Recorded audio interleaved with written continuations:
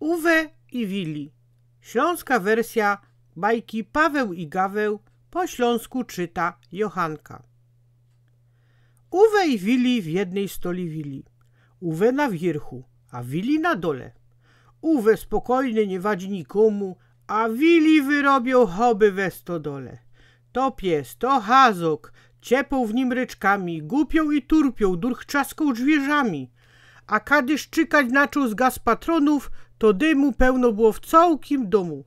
Uwe się wnerwił i ślos nadł do niego i padł: Willi, i on nie szczymia tego. A Willi na to: co komu do jemu, a jemu do komu, ty giździe pieroński, ja jest we swoim domu. Uwe po głowie podskrobał się ino, poszedł do siebie i coś medytował. Rano Willi jeszcze na szezlongu chrapie, naroz mu coś z gipsdeki na kichol kapie. Serwał się Willi, leci ku górze, stuk puk zamknione, filuje bez dziurka. Hen Jezu, cało izba we wodzie, a Uwe se siedzi z wędką na kumodzie.